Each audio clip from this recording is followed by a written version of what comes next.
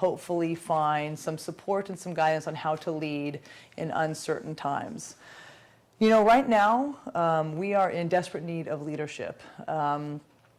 Back in mid-March, when we were all sent home and our lives were disrupted, I think we saw the need for leadership, swift leadership, thoughtful leadership, and in many cases, we might have seen hints of it, and in other times, not so much.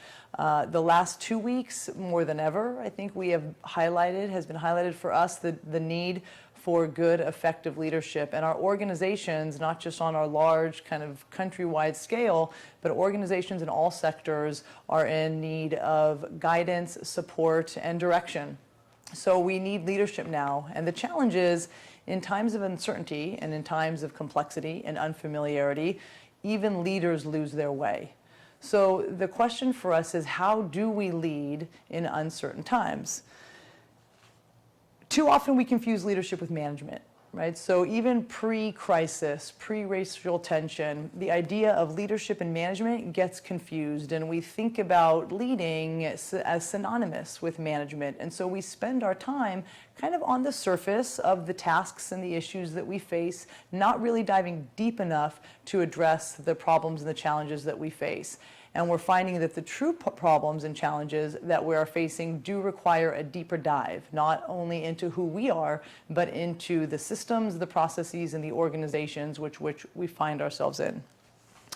So one concept I want to anchor to with this is, to do this work, we have to do this work. And this comes from Brené Brown. I'm a certified facilitator for her Dare to Lead work, and I'm not only a big fan, but I have seen how effective her model of leadership can be.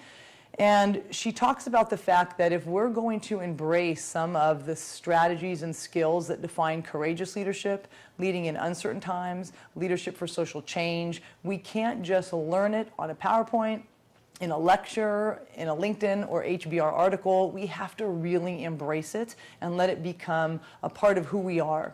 So we're going to do a little bit of that today, actually. We're going to attempt in the next hour or so, a little over an hour, to dig in and work together to explore not only 5 concepts that I think will be helpful to you to leading in uncertainty, but also explore how you might bring them out in your own life. You know, we've had words like reckoning, resilience, trauma, reflection, compassion. I mean, all these things have been thrown at us. But the challenge is, these things aren't typically found in leadership, in organizations, and in the world of management, and in the world of the higher-ups and roles of authority. So what we're faced with is a need for leadership that is unfamiliar and not within the culture that we typically find leadership. So it's a bit of a stretch, right? And we find ourselves stretched not only in the life that we are now living, but in the requirements and what we are asked of by the people we're hoping to lead. And I'm going to give you a little bit of an example. So I'm going to use a metaphor here. So my guess is, once we get into this, everybody is going to say, like, yeah, this makes sense. You know, reflection, that makes sense. Being curious and asking questions, that makes sense.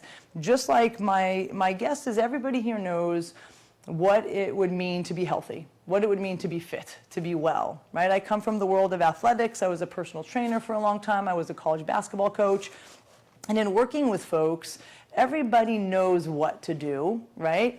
We know how to eat, even though there's a myriad of diets out there, and it could be confusing of all the different, differences between paleo and keto and warrior diet.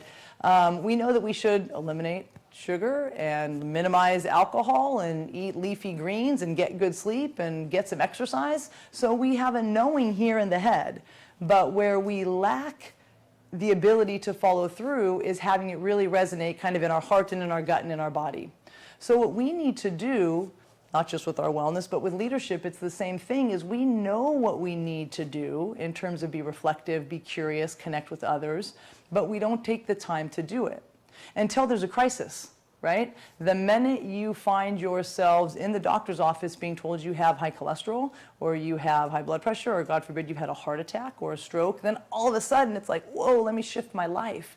But the problem is, if you haven't had the habits along the way, shifting your life is very difficult, right? It requires a big shift, and it's unfamiliar and often not sustainable.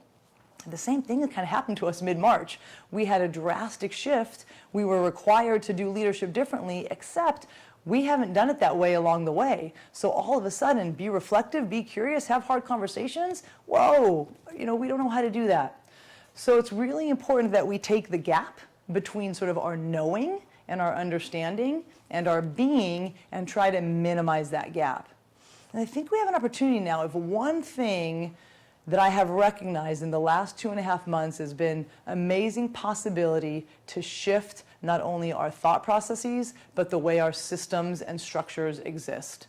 I think we are forced now to see that we cannot continue the way that we have continued in the past. So we're going to need leadership. We're going to need people to step up and do it differently. And if we want to create different systems, if we want to create different processes in place to keep us healthy from this pandemic, from this illness that might persist, we're going to need to lead differently. And that's part of what I would like to talk to you today. Okay, so we're going to talk about leading in times of uncertainty. And go ahead, next slide. Again, I already mentioned to do this work, we do this work, right? And so I want to really kind of impart on you that we can't just read about reflection, getting centered, engaging with others, and emotional intelligence. It has to become a practice, right? And so I would like right now for us to do that. We're going to try to actually do and embody some of these ideas. And so I'm going to ask you to engage and to kind of ask questions and to share your stories. But we're going to start right now by just taking a moment and taking a breath and anchoring to where you are right now. Right? Getting present and getting into the present moment and being aware of that moment is a critical first step in then addressing the moment and addressing the people that you are hoping to lead. So just get present with yourself. Maybe you're sitting with the session that we just had around race. Maybe you are sitting with a lot of great material from the morning. Maybe you're just joining and you had a hectic morning and you're trying to just calm down and give yourself a few sessions to finish out your day. Whatever it is, get in touch with where you are right now. And if you have a paper, if you have a pen, maybe write a few words down and just be aware of what is going on with you. It's helpful to check in with where you are because it can give you a cue to how you might react and how you might engage, which is very important. Self-awareness is a key piece of leadership. I know I've spent the morning on Instagram because Instagram has done this really cool thing called Share the Mic Now. And all of these kind of high-profile white women have given over their Instagram accounts to these amazing women of color who have come out and done an Instagram takeover and shared stories and shared messages and shared advice and just shared from their lives. And it has been so amazing to watch. It has been hard at times because these women have stared right into the Instagram camera and talked to white women and addressed them and the work that we have to do. So I'm feeling a little bit, kind of uncertain and called out, and yet I know it's necessary. So I bring that with me. And I think it's important to recognize in every space you go into, every meeting you're about to lead, what are you bringing with you? Okay, so just kind of get in touch with that right now. So here's the questions we're going to ask, right? How do you lead when you yourself are struggling? How do you instill confidence, right, when you don't have confidence yourself? How do you give stability and security when you yourself don't know what the heck is going on, right? We found ourselves in this place as leaders mid-March. I don't think we're going to exit this place anytime soon. And in fact, we need to force ourselves to stay in this place because this is where good change is going to happen. It's going to be a stretch for leaders, but in order to really address the change and challenges that we need to have, not only in our organizations, but socially and culturally as well, we're going to need to stay in a place of uncertainty and a little bit of discomfort in order to get things done. So, next slide. All right. I think it's really important to start with is to acknowledge the time you're in, right? Again, this is the place you acknowledge where you are, coming from the day that you've had, the time in your life, and we acknowledge the context that we find ourselves. This is unfamiliar. This is unprecedented. This is hopefully a tipping point, right? This is a place from which we don't want to turn back the other way and go backwards. So acknowledging kind of the breadth and depth and the magnitude of where we find ourselves as leaders, what our organizations are facing, what our communities and our cities are facing, is really important. And so give yourself that gift of just saying, God, we are in a crazy time right now. This is a hard, hard time, and I'm not going to pretend like I'm okay. I'm not going to pretend like this time's okay. It's not. And from there, I'm going to find a way to lead. Right? It requires a lot of grace and latitude, because we are in unfamiliar territory. So you have not faced challenges like this before. So of course you don't know what to do. Right? You have to dig deep and pull on your best kind of guesses and your most informed ideas and thoughtfulness and conscientious decisions, but there is no knowing right now. So give yourself some grace for sure. I already talked about when we do the work, we have to do the work. There's no escaping it, right? There's no talking about it or just watching kind of a presentation and then thinking you can go back to business as usual. You've got to adopt the practice. You can watch something on flexibility, you can YouTube something on getting stronger and lifting weights, but if you don't get out there and do that, it's really not going to matter at all. You're going to have to embody it. We find ourselves in a virtual setting, right? I think we all have been shoved out of our workplaces, and if it's our kids doing virtual school, our teaching in a virtual setting, meetings on Zoom, we've gotten really up close and familiar with Zoom. And here we are now in a virtual setting as well. Usually we'd be in a room together, right? But we're not. I still really love the idea of an engaging and interactive presentation. So I'm going to invite you to put things in the chat box, ask questions, share stories, push back and say, this isn't going to work in my organization, or we don't do this sort of thing, right? I really want you to engage, not just to maybe ask me questions, but to share with each other.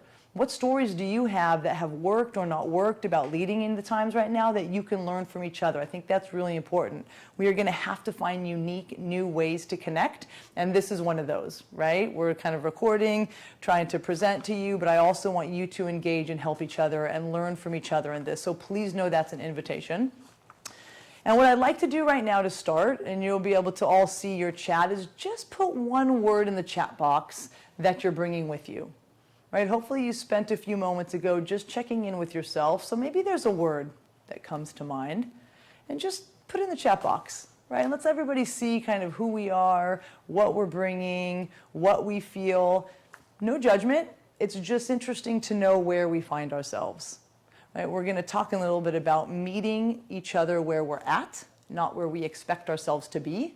And so in order to meet ourselves and the people we hope to lead where we are, we need to ask and be willing to say, where are you? Let's put words down. Let's get a check-in and see where we're at. So that's going to be really important. So I appreciate you doing that. Okay. I want to start by talking a little bit about what leadership is and what makes a leader. And I think it's important with this definition, not just what leadership is, but it will help us see what it's not. Okay? So a leader is somebody who develops the processes and finds the potential in people and in organizations, right? It's saying, I see what's possible here, and I'm going to be the one to develop it. I'm going to take the accountability and responsibility to build up this team and have it reach its potential. I'm going to take my direct reports, and I'm going to build them up to be the best versions of themselves. And when they're under my guide, they're going to grow. That's what I'm going to do. That's leadership. Right? Engaging with people and processes and finding that potential. The other part of leadership that we hold is this idea that leaders address adaptive challenges. Adaptive challenges are problems that don't have an answer. Technical challenges have a clear answer. Both are tough challenges, right? Technical challenges require management. Adaptive challenges require leadership. I'm not saying one is more important. They're both really important. And if you have a role in an organization, you should develop your skill in both. But I develop leadership. That's sort of my area. And so I'm going to say that right now we are facing adaptive challenges of epic proportions. We are facing challenges where we don't have the answer. And when you don't have an answer to something, you've got to then try to find that answer. And finding that answer looks a lot differently than just making a quick decision. So right now in this time, when we want to continue to develop the potential of our people, even though we're in crisis mode, and we want to address adaptive challenge, it requires a lot of us.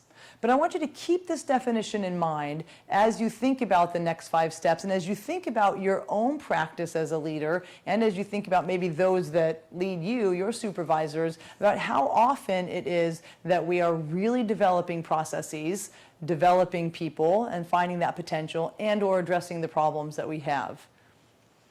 Next slide. Okay.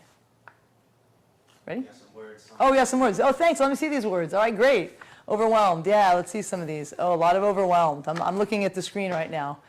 Present. That's great. Mindful. That's great.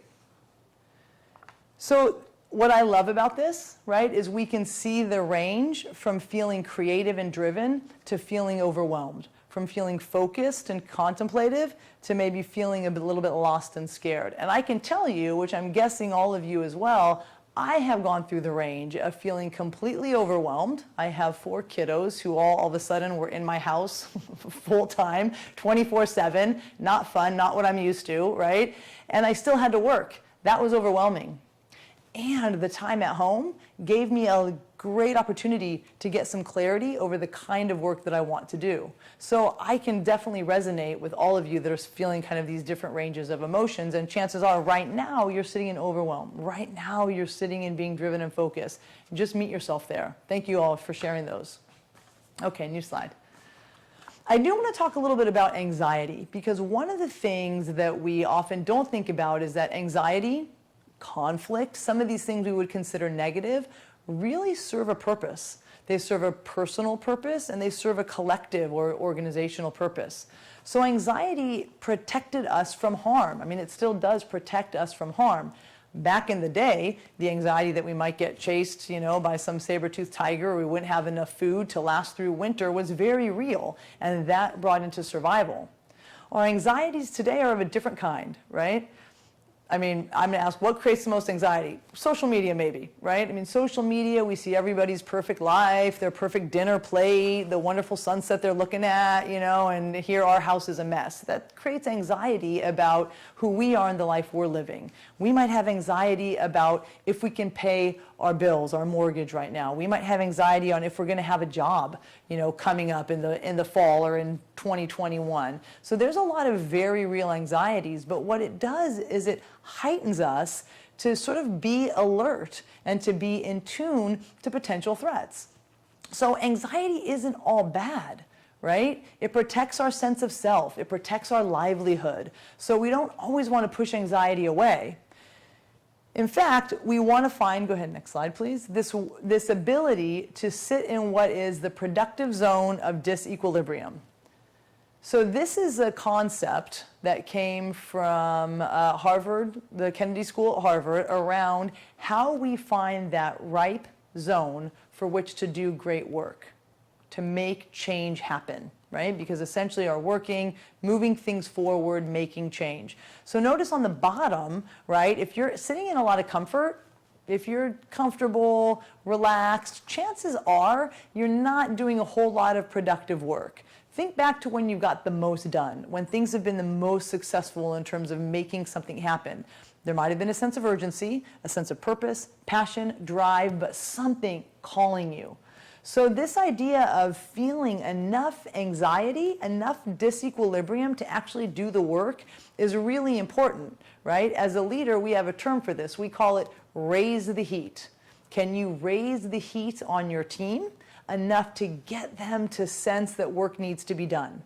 Raising the heat might look like asking a tough question, raising an issue that people would rather have hidden. But either way, it kind of says, wait a minute, we're not going to sit in comfort here. Your hearts are going to beat a little bit and we're going to get to work, right?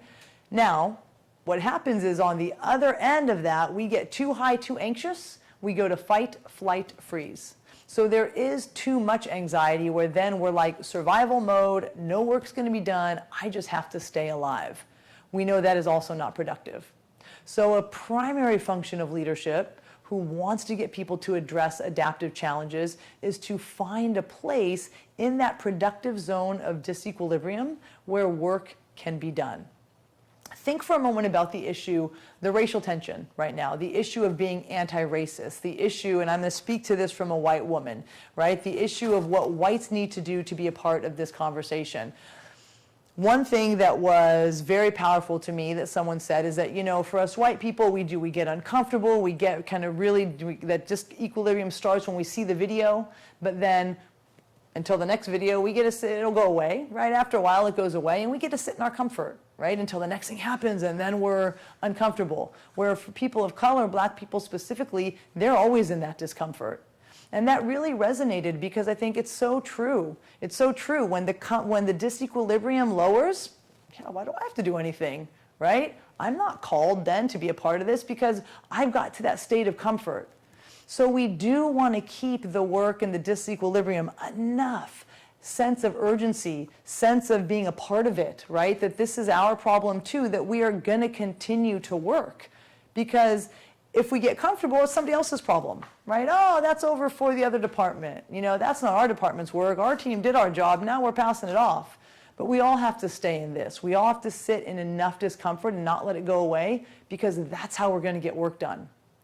But think about the intense discomfort that everybody was feeling kind of within the protests. Now, at that point, we're in fight, flight. You can see it was fight, right? We are in fight mode, and it felt like there's nothing else we could do at this point, right? Normal work, maybe harmonious work wasn't happening. So we go into fight mode, we maybe go into flight mode and check out, or freeze. So one could argue that somewhere in between this comfort and this intense kind of anger and disequilibrium is this sweet spot where we can actually get some work done. But it's going to require all of us to stay in that zone. And as leaders, you want to keep your people in that zone, but recognize, as of recently, that level of disequilibrium has tipped really high. So we need to lower it, right? We need to lower it, and that's what we're going to work on. So how do we lower it, right? We need to first get comfortable being uncomfortable. We need to get okay with having hard conversations. We need to be okay dealing with hard and negative feelings because we are not going to escape those right now. And it doesn't look like an escape is coming anytime soon. So we need to get comfortable being uncomfortable, right? Our daily lives right now are filled with unfamiliarity, fears and feelings, all these aspects that are just throwing us off. They're not in that comfortable place. How do we live there and still do our work? We get okay with it. We embrace it. We see the discomfort as an opportunity to make change, to address things that need to be addressed. A key leadership skill is being able to exist in uncertainty, because these adaptive challenges, many of which we are faced with right now, don't have any certain answers. Next slide. So, when we start to get uncomfortable, right, the way that we act is going to spread to our people, to our teams, to our families. Energy, actions, mindsets are contagious, right? Peace, calm, confidence, if you can display that, embody it authentically, people are going to get behind that. That is going to be contagious. Panic, stress, also contagious, right? So then if I said, well, gosh, leaders are also at home with their kids, with their spouse, full-time, in close quarters, with internet that's spotty, stressed out, how are we supposed to instill calm? How are we supposed to instill, confidence and not go into panic mode? Yes, it's a very, very real kind of dilemma. And so I'm going to give you 5 things that are going to help with that, okay? That are going to help us take this power of contagion and turn it into the calm, the peace, the grounded confidence that's going to help us do our work. So, how can we lead in uncertain times? I'm going to give you these things. Next slide. And the first one comes right from Brené Brown's work, Dare to Lead. I think this is the most important thing. If you take anything, it's maybe take the first one and then the last one, which we'll get to, number 1 and 5. You have to attend to people's fears and feelings. You just have to, because people are lost in their fears and feelings right now. Fears and feelings are everywhere. If you think back to mid-March, when everything started to shut down, I think everybody went home, and then all of a sudden reality started to hit. And reality started to hit for seniors in high school and seniors in college who weren't going to get to graduate, right, whose graduation ceremony, this rite of passage that we don't even really think about how significant it is because they just happened, was all of a sudden taken away. And this sort of closure to either 4 years of college or 4 years of high school was just not going to happen. Seniors or athletes, right, in college and high school had their spring season taken away. Artists, musicians had their spring concerts that they worked so hard for all year long taken away. These things caused a tremendous amount of grief, and yet they still had to finish their semester somehow. These seniors in college still had to think about what they were going to do after they graduated, maybe on Zoom, maybe driving through a parking lot, right? Fears and feelings are intense, and one of the biggest ones that we are facing is grief. And if we don't attend to the grief, we are going to be stuck in it, and it is going to attend to us. And when it attends to us, it ends up showing up in ways that aren't productive. So like the quote says, we can either spend a reasonable amount of time, right, investing in fears and feelings and getting a chance to dive in and acknowledge them, or we can squander all that time with behavior that is unproductive, inefficient, and just plain negative. And it's hard. We don't want our team, our families to be sitting in that negative. It doesn't feel good. But what does feel good is to acknowledge the hard and acknowledge the pain, right? Effective leaders meet people where they are. And right now, people are still scared, people are still uncertain, and people still have a lot of fear. In the beginning of the shelter in place, of the quarantine, we did a lot of cafes. It was simply holding space for people to join on Zoom from their organizations, from different networks, and just talk about how are you doing. And some of the stories that came up were just crushing. And you probably know some of these, right? And if you have any, you can share some in the chat of what people were going through. I remember one woman sharing how she had to make the decision to not go to the nursing home where her father was because she didn't feel like it was safe for any of the people there, but her father was deaf, so he couldn't hear. And they couldn't communicate to him why she wasn't coming. So she had to sit through the month of March and April knowing that he probably just felt they were abandoning him. Maybe he even thought that something happened to them. There was no way for her to get in touch with him, but her decision was, I'm not going to risk all those people in that very kind of high-risk community of this nursing home by me going to visit my father. I mean, that is just crushing. Right? It's crushing. There were people who had family members pass away early on when we really could go nowhere, and they couldn't grieve together. They couldn't give each other hugs because they were across the country in different states. This is real, right? And that is as real as a senior in high school not getting to graduate. There is not harder, there is just hard. Each of our own hards is as hard for us in our world. And so meeting people where they are and giving them a chance to share does free them up a little bit to feel like, wow, I'm just getting it out, just not holding that in, right? That stress, that negativity, it's so helpful to hear. It also then helps them think about, okay, like, wow, you too, me too. So there's a way that we can connect around that. Wow, you're feeling sad about that? God, me too. It feels good to know that I have somebody in solidarity with me. So these are kind of ways that you can start meetings, carve a whole meeting out, have sessions available, and I would say don't make them optional, right? You have to show the way as a leader and say, we're going to sit in our feelings right now because everybody is kind of cloaked with them, whether we like it or not. Let's talk about them. Let's see how we might need to work and provide support for those that need a little more support or not. And then let's give ourselves a deep breath and still do our work. Right? Next slide. This is not an excuse to not do work. This is not an excuse to sit around and cry around a campfire. Absolutely not. But this is acknowledging the fact that we are in a time that is wrought by emotions that we don't usually feel as often as consistent. And it does impact us. So some of the things, right, you have to recognize that all the elements that people are faced with, and if you don't attend to them, it feels like maybe you're not wanting to see them, you're not wanting to validate what they are going through, you are out of touch as a leader, right? You have no compassion as a leader, you are callous. I mean, we can think about leaders that display this, and it doesn't instill confidence, and it does not instill trust. So really, here's some examples of questions that you could ask at the bottom of the slide here. You could hold a session and say, you know what, we're going to just spend some time all together, and we're actually going to break into little groups of 3, and let's just share with each other. What's the biggest shift you've had to make? You know, what have you changed the most? What's changed for you the most in this time? What is missing? What do you miss the most? What biggest loss do you feel? And just hear what people have to say. Let them share. You know, you could ask, how are you taking care of yourself? You know, what scares you the most about this time, this racial tension right now? You know, what do you look forward to being a part of? How do you see yourself maybe being a part of the solutions to these? What blocks might you face? Just reflective questions that give people a chance to tap into where they are.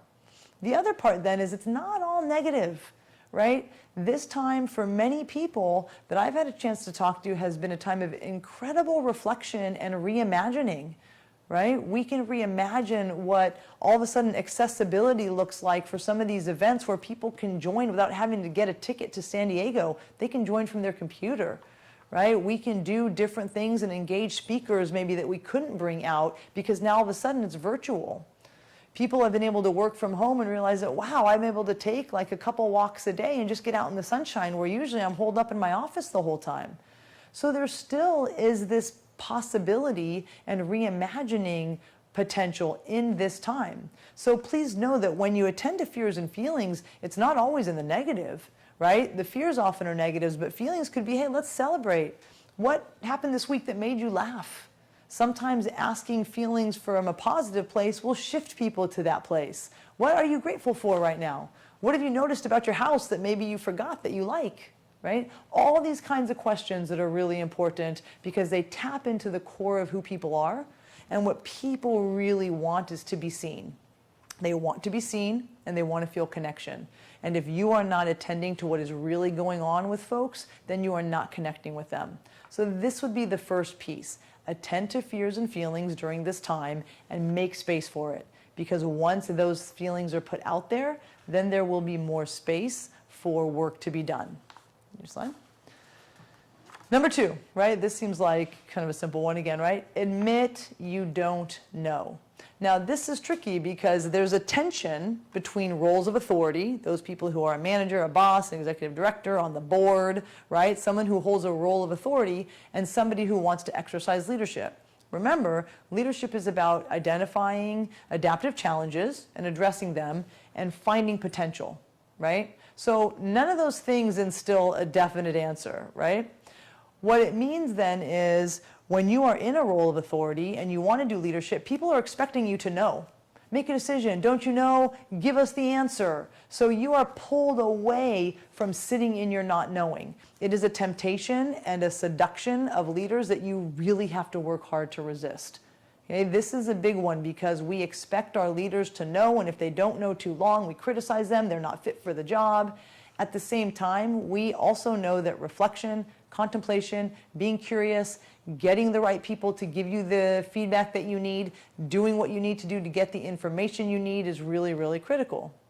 So say, I don't know right now. Admit you don't know and be able to offer that uncertainty without saying, I'm not losing confidence in myself, but I don't have that answer, right?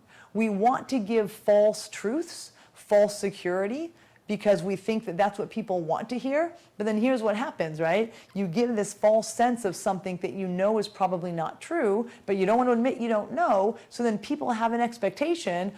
Reality hits. Not only are they incredibly disappointed, so now you have even a whole other group of fears and feelings to deal with, but then they're not prepared to deal with it. Right? I can't tell you how many times I've worked with people who knew they were going to get either laid off, furloughed, that I just wish I knew because I could have been prepared. I just wish I knew because I passed up on this other opportunity to do a little freelance because I thought I had my job. Just tell me, right? So they wish they had the sense of knowing what's there and also not been given a false sense of what is not there. So how can you do this, right? What are ways?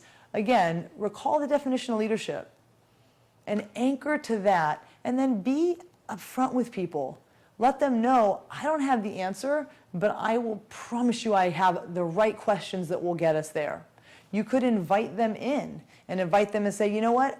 I don't have an answer to this. Do you have some ways that you think we might be able to get closer to what would be a good solution or some good first steps to take?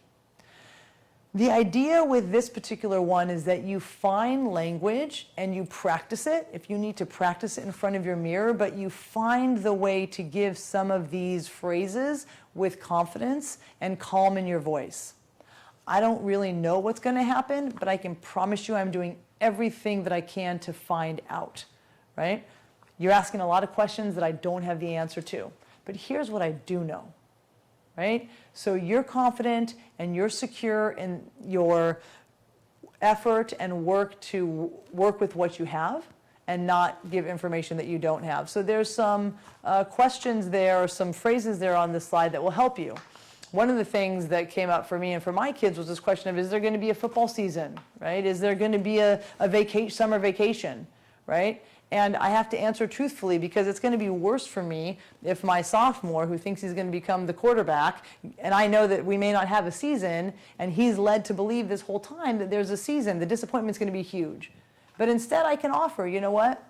I don't know the answer to that. Nobody has the answer right now, but I promise you, everybody wants there to be a football season, but everybody's priority is keeping everybody safe. So if it can be safe, there will be one. But I don't know.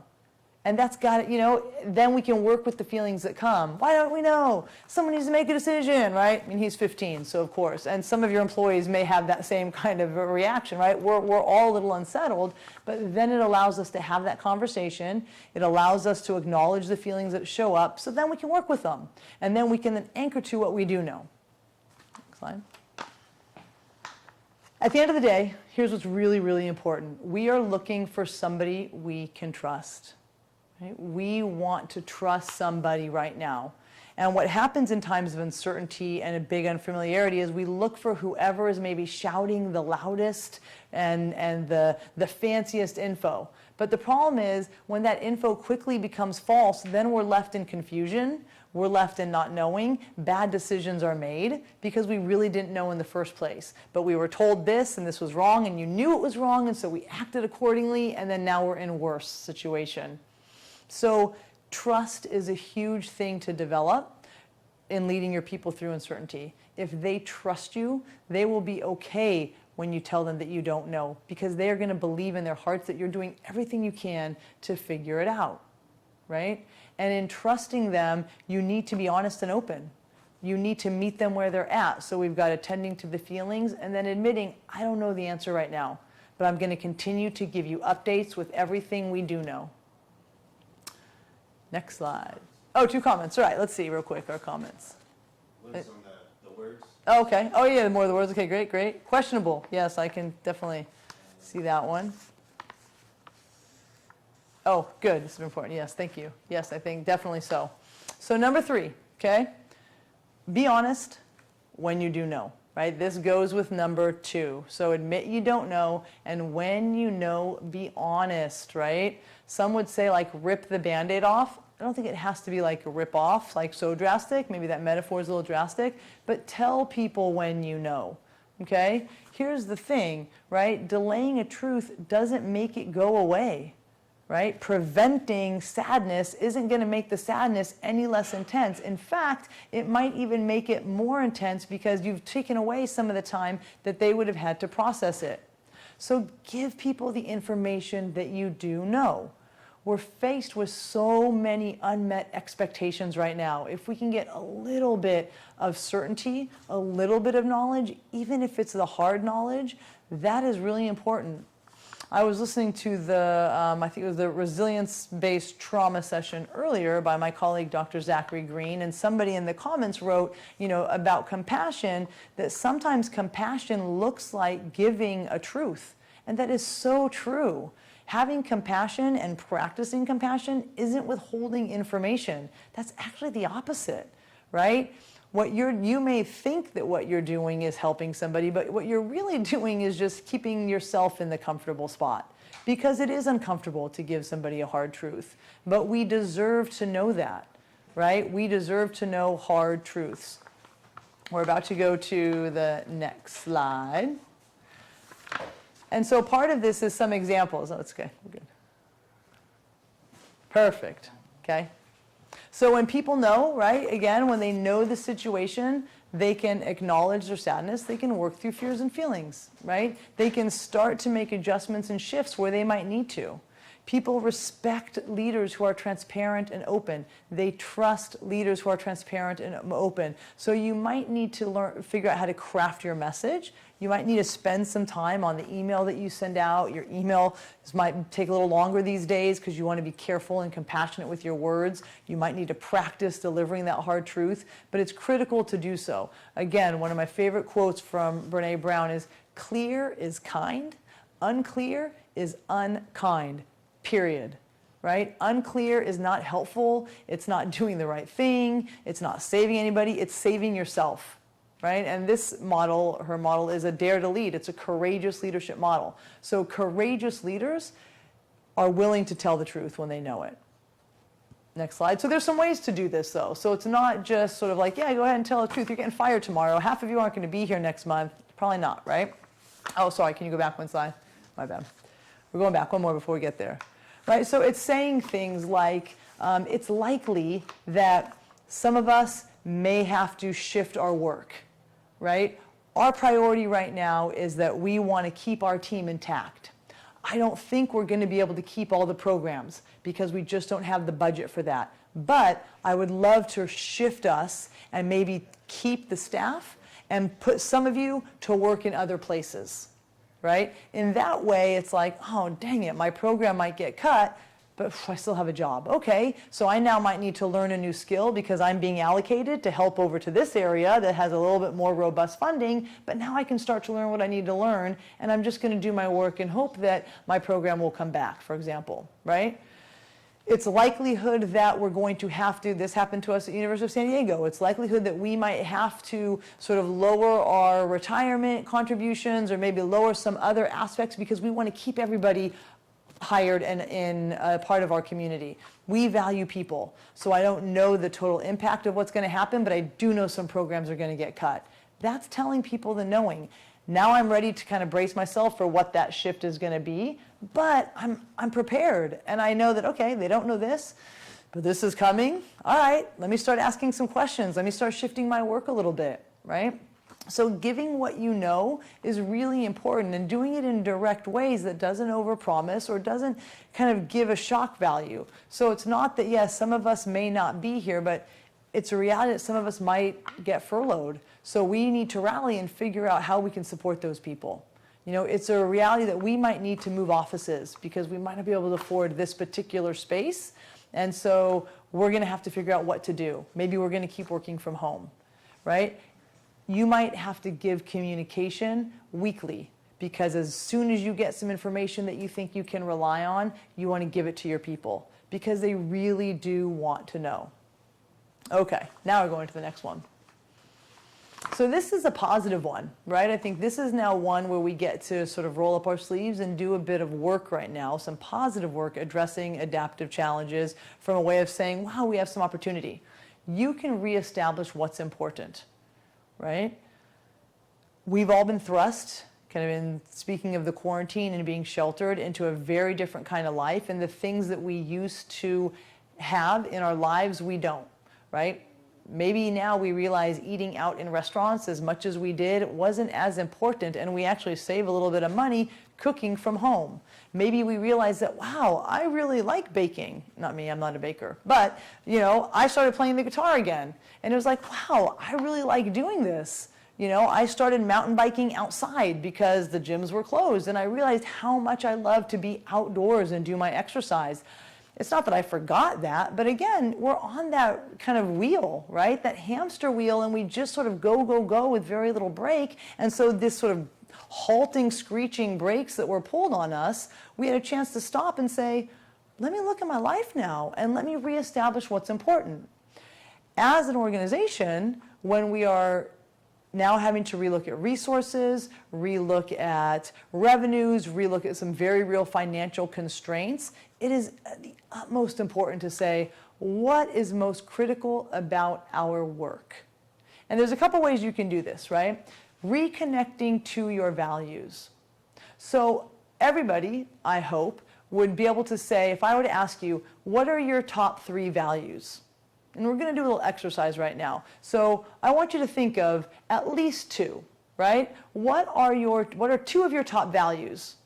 So maybe it's courage, maybe it's achievement, maybe it's connection, maybe it's wisdom, maybe it's power, maybe it's faith, maybe it's family, maybe it's, right? What's the 2 most important things? Everybody kind of get that in your head, and I want you to think about it, and I want you to write it down.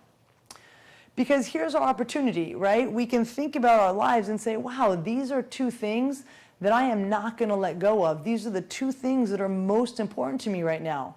So what do I need to do with my work to be able to help make those things stay present and reflect that in us?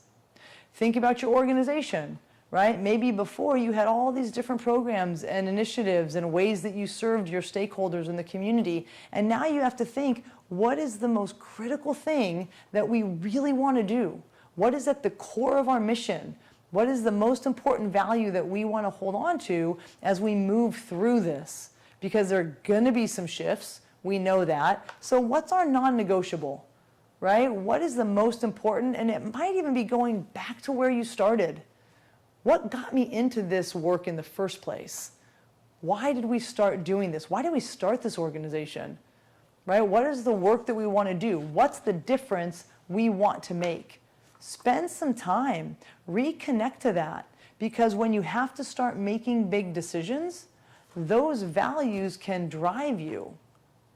And what happens, again, in sort of the day-to-day, sort of pre-crisis, is that we may have the values on the wall, right? You may be an organization that's got the big eagle poster with integrity, the little cat poster from a branch, perseverance, but most of us don't have behaviors that reflect those values in our lives and in our organization.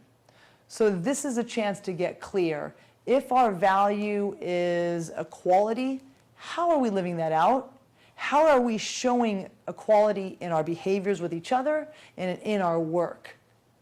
And if we're looking at our work and our behaviors and saying, wow, on a scale of 1 to 10, we would rank equality at like a 4, now we have the opportunity to figure out, well, what do we need to do, right? In a personal place, if you would say that your value is health, right, and you don't do anything healthy, then a couple things. One, you might shift and say, I'm going to start going to bed by 10 because I need to get sleep. I'm going to start drinking more water. Or maybe you might have to admit that health isn't as much of a priority as you wish it would be. And that is the hardest situation, is when we have an organization with a bunch of values and we have to slowly admit to ourselves, you know what, these 4 we need to let go of because we're going to focus on these 3. Where we have 10 values, we need to pick 2. Because right now that is our bandwidth, that is what we have the funds to do. So we're going to pick these top 2 and we're going to move them forward. And we're going to use them as a strategy screen. We're going to use them to guide us. We're going to have hard conversations around our work to make sure that these values are showing up. So a great exercise to do with this, it is, you can Google value card sort. You can look for a list of values and you kind of rank your own values and you get your top 3. And this is such a great exercise to do with your team, right? Get your top 3, whether it's everybody doing it personally or you do it as a collective for your organization. And then you put behaviors for each value. And you say, what behavior would display respect, right? How do we show respect? It's not enough to just say, well, we honor one another. What does it look like in actions? Right? So one example would be, we value respect. We talk to each other, not about each other. Bam. That's it. We talk to each other, not about each other. So when I leave the meeting and I was upset with one of my colleagues and I kind of walk into the bathroom with another one and I say, hey, God dang, it's so frustrating when she just blah, blah, blah. Then they can say to me, hey, Lorri, stop. We don't talk about each other. Do we need to go back to her office and have this conversation? So not only does it help guide our behavior, but it provides ways to hold each other accountable. And accountability right now is huge. But there's so much to be accountable for. So if you've got 15 values and you're trying to be accountable to it all in this context, you're going to get lost. something's going to get lost. So narrow it down. What's important? One value, two values. How do you operationalize them? What do they look like in behaviors? What do they look like in your projects, in your work? And then, where are you on the scale of living them out? If you were to look at your organization and say, okay, on a scale of 1 to 10, we're at 8, we're at 8.5, great, carry on. If you're looking at these and say, we're at a 6, we're at a 7, a 5.5, then you've got some work to do. And you can ask yourself, what shifts do I have to make? And you can ask yourself, do I need to admit that this value isn't as important as I would like it to be? Kind of one fun example for this, for any women kind of listening in who are also mothers, is that women specifically, and this is gendered, research shows this, typically feel like they should put family, right? If you are a mother and you don't put family, like the mother guilt comes creeping in. And the idea is that can we free ourselves from the shoulding and really anchor to what is? And can we look at the fears and feelings about what it means to maybe not put family and give ourselves permission to say, it doesn't mean I don't love my kids. It doesn't mean I'm not committed to my family. But if I only get 2, it's connection and spirituality, or it's faith and love. And then you can kind of make family commit on the love thing, right? So there's ways to make sure you include some of these other parts, but the idea is to get really honest with yourself and have your organization to get honest with itself to drive what's important. Next slide. Couple just comments. Yeah, great. Couple comments. Let's see. Oh, great. I love that you put some of your values. Yes, family and honesty. So great. So for this example, again, what does honesty look like, right? Is honesty is I will tell the truth even when it's hard? Is honesty, I'm going to share with my family and friends, even my negative feelings, right? You can really get in touch with what it starts to look like. So those are great examples. Again, family. You know, for a while I had family. Family's not one of mine anymore. Connection is though. So, and I do love my family. We all live in San Diego, but for a while I had to notice, it's like, wow, I was saying family is a value, but I was so busy. I wasn't returning my parents' calls. My sisters were inviting me out, and I could never go. I always had to work, right? And I had to really take a look at that and say, gosh, you know, this is not how I want it to be. But if I didn't stop and kind of do that analysis and sort of recognize where I was at that place in time, I would have never been able to make that shift, right? So it's really important we do that. Yeah, family and friends. So especially now, what does friends look like right now? How do we do friends when we can't get together? Right?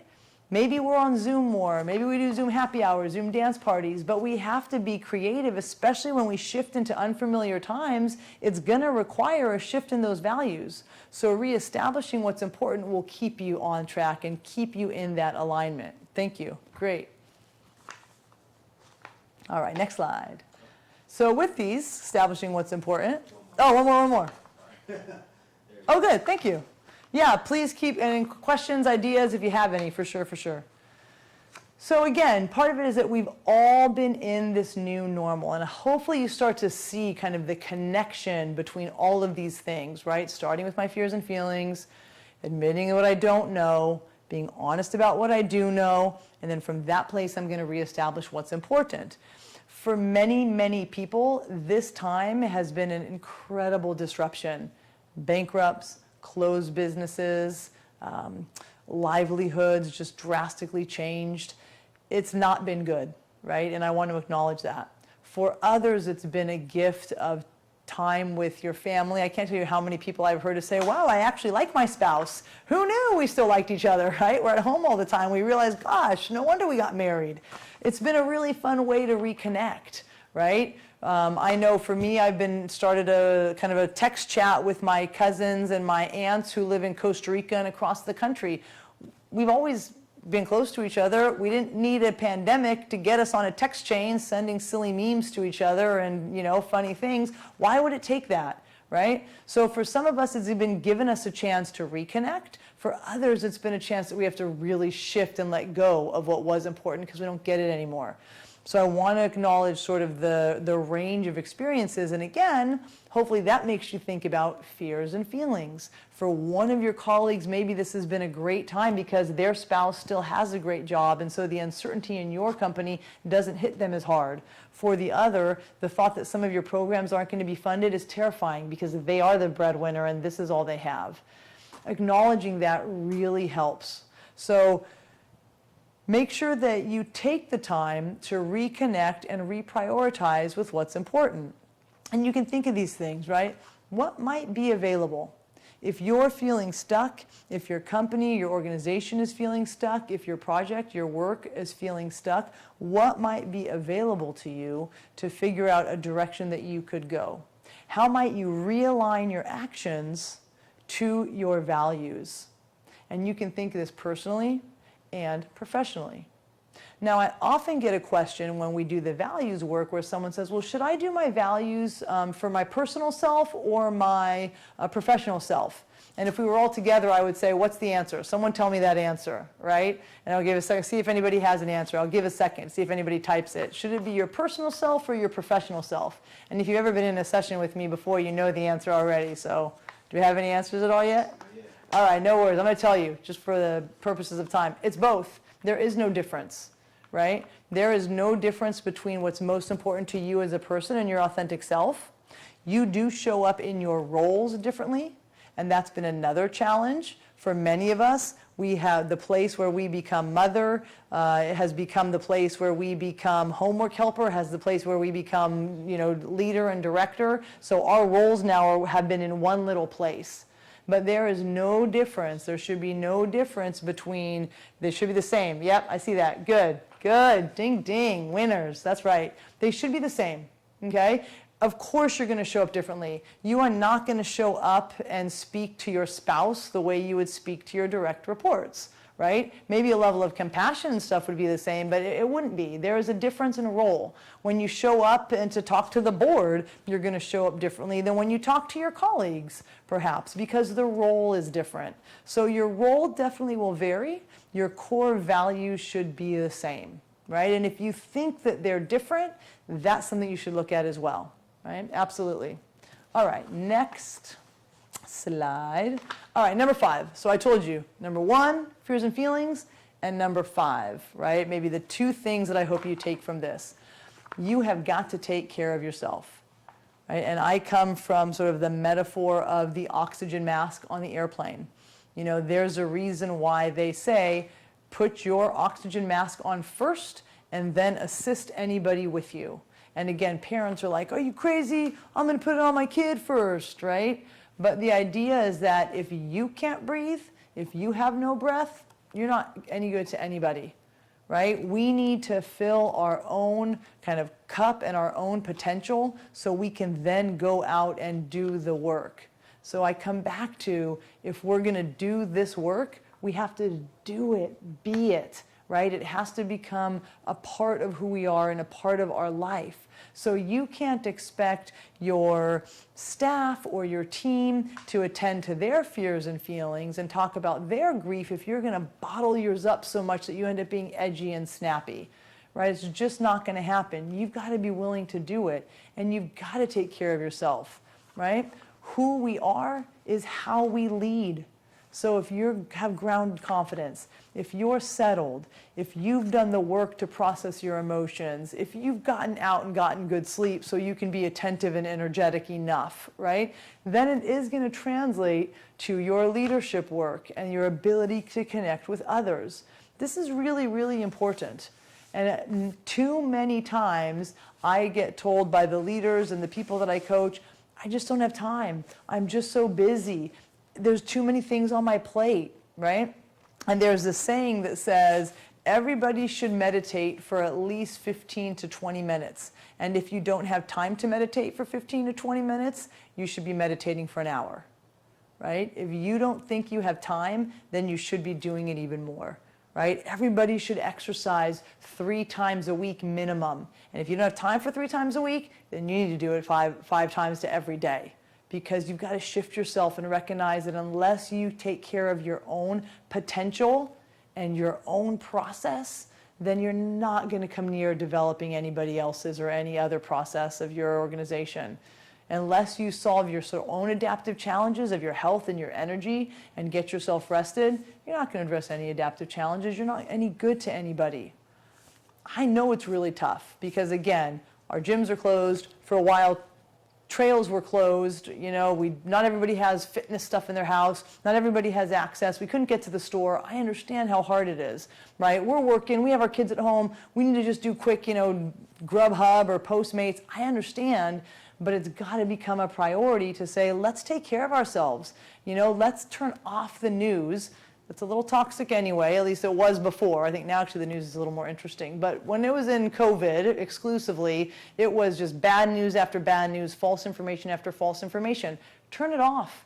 Go to sleep, read a book, get some extra hours, get up, do some stretch, end your night with tea, maybe not 5 alcoholic beverages, all the memes that are going on about how, what time is it?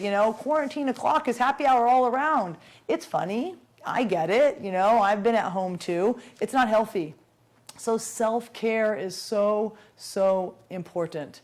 And if you tap into that part, then you'll recognize that, wow, I am sitting in a little bit of trauma. My resilience isn't what it needs to be. I'm going to reach out for some help, right? Next slide. So I want to stress this one the most. Effective leaders can hold steady. Effective leaders don't cover truths, pretend like they know, but they can hold steady and be grounded. Again, Brené Brown calls it this grounded confidence, even in times of chaos and complexity. And they do that by being able to anchor to a feeling of calm. They do that by being comfortable in their own not knowing. And they get to that place by having a strong sense of their own inner spirit and their sense of self. You may not be a meditator. That's okay, right? You may not be one who loves exercise. Maybe self-care for you is bath and a book. Great, do that. Maybe it's just a walk in the sunshine. Do that, right? Maybe it's making sure you Zoom with your siblings and just connect with your friends. Do that for yourself. It is too easy right now to get lost in all that there is available for us to do. And there is a ton of work. There is a ton of work to do, but if we don't have that oxygen mask on, right, and I think breath is an interesting metaphor, right? If we don't have that breath, then we're not good to anybody. So I really want to have you think about, what do I need to do right now to take care of myself? How might I display that to my family, those that are in my home? And then how might I model that for my colleagues? Make sure we're taking care of ourselves. It's really, really important. Next slide. Okay, so as we come to the end, I want you to think about this time really as the opportunity to take a posture of possibility, right? Yes, it is tense, unfamiliar, uncertain. I mean, there's a million kind of words that we can talk about right now, and it is all of that. But there also is this possibility right now. There is something, maybe you have seen it, that was floating around the internet about a month ago by Tom Foolery called The Great Realization. It's realization with an S. He's, I think, Australian, maybe from the UK. But anyway, Google it if you haven't seen it, because it talks about how in this time we've had this realization about what life could be like and what is important. And I think the opportunity for us is, can we keep that going, right? We are seeing with the racial tensions that we don't want to go back. We need to keep our foot on the gas, whatever that looks like for you. Maybe it's just posting to your Instagram. Maybe it's reading and learning because you don't feel like you're in a place to know, but you just want to read, listen, and learn. Maybe it is going out to protest. But either way, it's saying whatever yours is, it's keeping that foot on the gas. It's continuing to move forward. Most of our work and even our lives have moved forward a little bit over the last 2.5 months. And if we haven't moved forward, we've been seeing what the possibility is to move forward and what it could look like. So adopt that posture. Don't let it go. I heard today that everything's opening. It was my dad actually who said, maybe we can go out to lunch. I'm like, we can't go out to lunch. Like, everything opens on Friday, right? Like, wow, right? Here it comes. Here it comes. We're going back. But what does that look like for you, right? What does going back look like for you? And can you still keep these 5 things in mind even when you go back to, quote, normal. Because this is the type of leadership that is certainly going to help you in times of uncertainty, and you know we're going to hit uncertainty again, but it's also the type of leadership that will drive you forward in, quote, normal times, typical times, and it is what is needed. If you don't let go of these and you make them your practice, then when you really need them again, that skill set will be there, right? Courage is a skill. It's a muscle, right? We need to build it. We need to use it. It's strengthened when we use it. Self-care is a muscle that is strengthened when we use it. Not knowing, curiosity, no judgment when we meet ourselves where we're at, these are all muscles that don't just show up when all of a sudden you want them. You have to practice them. You have to put them into practice and make sure that they kind of are there in your daily basis, in your daily situations. And this will be really helpful as you move forward. Next slide. So I want to thank you kind of for being with me and spending the time. And I think that this is, if I would say anything, I think they're all important, but I would really invite you to think about fears and feelings and how you might bring that in, not just for yourself, but for your workplace. And then think about self-care. And then in the middle is that not knowing, clear as kind, when you know, give the information, and then reestablish your values. Because if you just do those kind of 5 things, and I'm not going to say simple things because there's nothing simple about them, but if you start to adopt those things, you're going to find yourself better able to exist in the times of uncertainty, chaos, complexity, unfamiliarity. So thank you so much. If there's any questions, comments, I'd be happy to take a few. I think we have about 8 or so minutes left. Just a couple just comments, Okay. just complimenting you. Oh, great. Thank you for the compliments. I appreciate it. Definitely stay in touch. We kind of try to find articles and info and post on social media about this type of leadership. I do think that we need affirmations. I do believe that we need help in living this way because it's so easy to be pulled away. So kind of getting those people in your lives and those articles and posts and stuff that kind of remind you of how to do this, I think is really helpful. So please feel free to follow me, follow the Conscious Leadership Academy at USD, and we try to keep the information coming. All right.